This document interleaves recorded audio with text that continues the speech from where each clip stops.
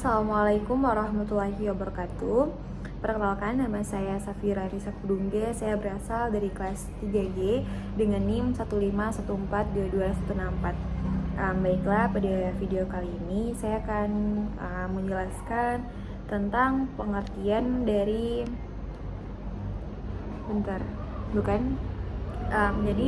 pada video kali ini saya akan menjelaskan tentang karakteristik dan bentuk bahan pembelajaran di sekolah dasar. Jadi salah satu tujuan membuat video ini untuk memenuhi tugas mata kuliah pengembangan bahan pembelajaran dengan dosen pengampu Bapak Dr. Rustam I. Hussein MPD.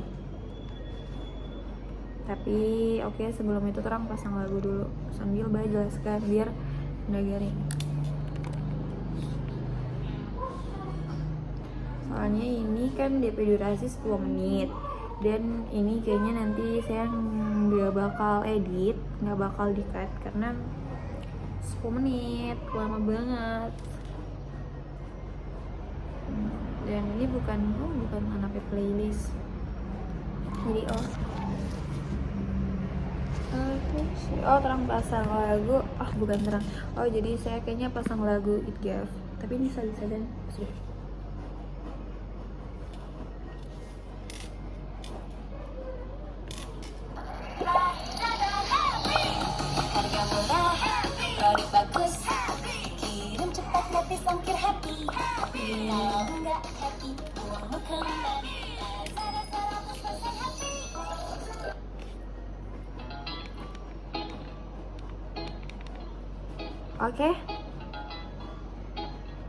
Oke, kita masuk kepada ada pengertian dari bahan pembelajaran di sekolah dasar. Nah, bahan pembelajaran sekolah dasar merujuk pada semua materi, sumber daya, dan alat yang digunakan untuk mendukung proses pembelajaran di tingkat pendidikan dasar.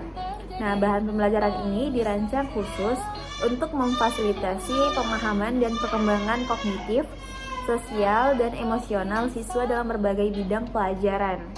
Nah, bahan pembelajaran sekolah dasar dapat berupa buku teks, buku panduan, lembar kerja, lembar kegiatan, permainan edukatif, media pembelajaran, berbasis teknologi, dan sumber daya lainnya.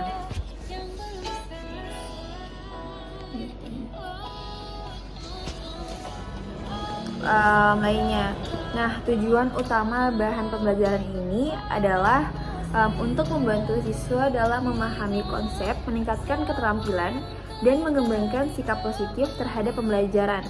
Bahan pembelajaran di sekolah dasar ini dirancang untuk memenuhi kebutuhan perkembangan siswa yang beragam. Nah, pentingnya bahan pembelajaran yang baik di sekolah dasar adalah untuk menciptakan lingkungan pembelajaran yang menarik, interaktif, dan efektif. Bahan pembelajaran yang tepat dapat membantu siswa dalam membangun pemahaman yang kuat, meningkatkan keterampilan berpikir kritis, dan memfasilitasi partisipasi aktif dalam proses pembelajaran. Nah, di sini tuh ada prinsip-prinsip desain pembelajaran yang efektif. Ada meliputi beberapa prinsip. Yang pertama itu ada keterpaduan. Bahan pembelajaran harus mengintegrasikan berbagai aspek pembelajaran seperti konsep, keterampilan, dan sikap untuk mendukung pemahaman yang komprehensif. Selanjutnya itu ada 2 aktivitas. Bahan pembelajaran harus mendorong siswa untuk terlibat secara aktif dalam proses pembelajaran melalui berbagai kegiatan seperti diskusi kelompok, eksperimen, permainan peran, dan proyek kolaboratif. Selanjutnya itu ada keterkaitan. Bahan pembelajaran harus terkait erat dengan pengalaman dan pengetahuan sebelumnya siswa, serta relevan dengan kehidupan sehari-hari mereka atau relate. Yang keempat itu ada keberagaman. Nah, bahan pembelajaran harus mencakup berbagai gaya belajar, kebutuhan individual, dan keberagaman siswa ini untuk memastikan bahwa semua siswa dapat mengakses materi dengan cara yang sesuai bagi mereka.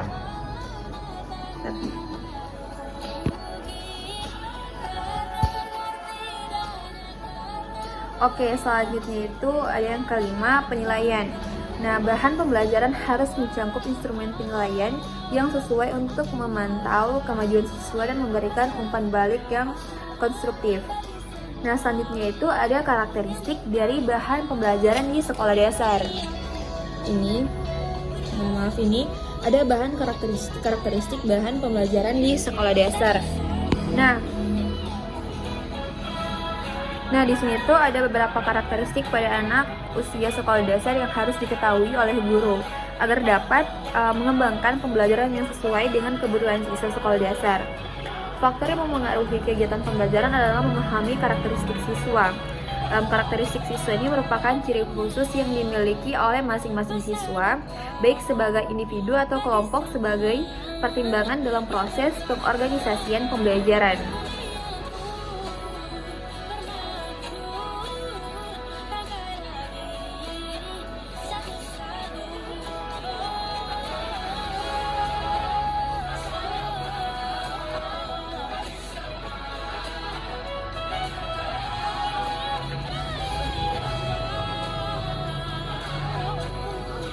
Mohon maaf, ini lagi cari materi mana. Nah, di sini tuh ada secara umum karakteristik pembelajaran di sekolah dasar, yaitu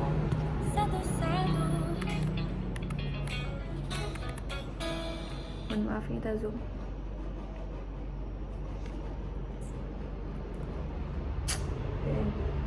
Oh my god, gede banget. Nah, ini itu ada secara umum karakteristik pembelajaran di sekolah dasar adalah yang pertama, kelas 1 dan kelas 2 sekolah dasar itu berorientasi pada pembelajaran fakta, lebih bersifat konkret atau kejadian-kejadian yang ada di sekitar lingkungan siswa. Yang selanjutnya itu ada yang kedua, kelas 3 siswa. Kelas 3 siswa sudah dihadapkan pada konsep generalisasi yang dapat diperoleh dari fakta atau kejadian-kejadian yang konkret. Hal ini lebih tinggi dari kelas 1 dan kelas 2. Selanjutnya yang ketiga itu kelas 4, 5, dan 6 atau disebut sebagai kelas tinggi.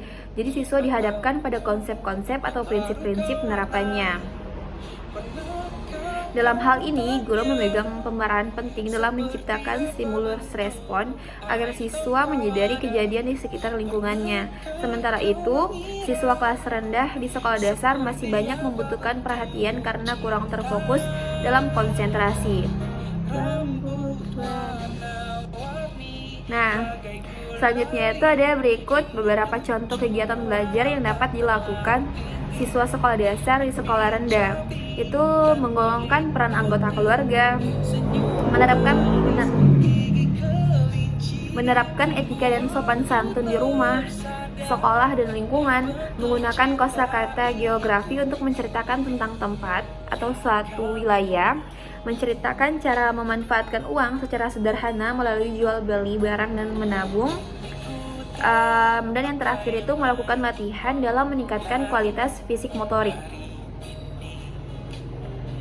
Nah, dan untuk karakteristik pembelajaran di kelas tinggi, menurut Anita, itu dia mengatakan esensi proses pembelajaran di kelas tinggi kelas 4, 5, dan 6 itu adalah suatu pembelajaran yang dilaksanakan secara logis dan sistematis untuk membelajarkan siswa tentang konsep dan generalisasi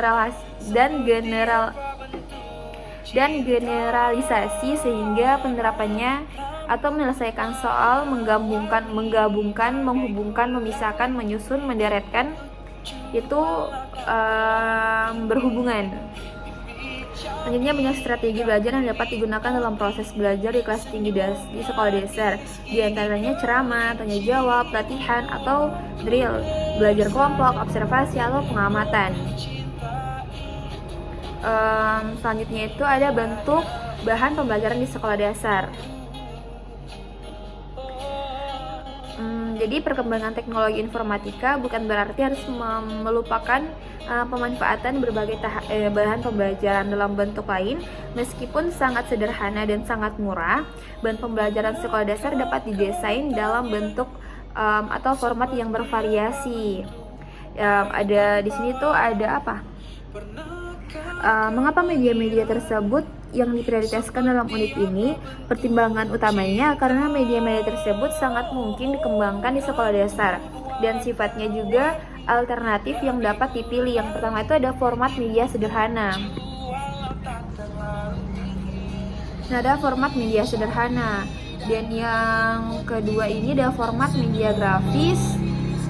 Yang ketiga ada format bahan pembelajaran cetak dan format bahan pembelajaran audio. Dan yang terakhir itu ada format bahan pembelajaran video, dan yang terakhir itu ada format bahan pembelajaran berbasis komputer.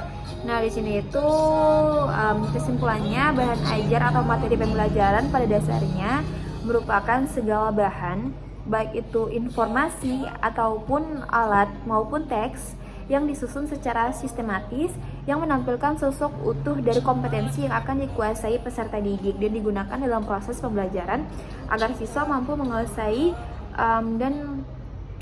kompetensi dasar dalam rangka pencapaian standar kompetensi dan kompetensi inti setiap pembelajaran dalam satuan pendidikan tertentu gitu. Jadi mungkin hanya itu penjelasan dari saya tentang karakteristik bahan pembelajaran kalau tidak salah ya. Tentang pengertian karakteristik dan bentuk bahan pembelajaran di sekolah dasar. Hanya itu, sekian dari saya. Wassalamualaikum warahmatullahi wabarakatuh.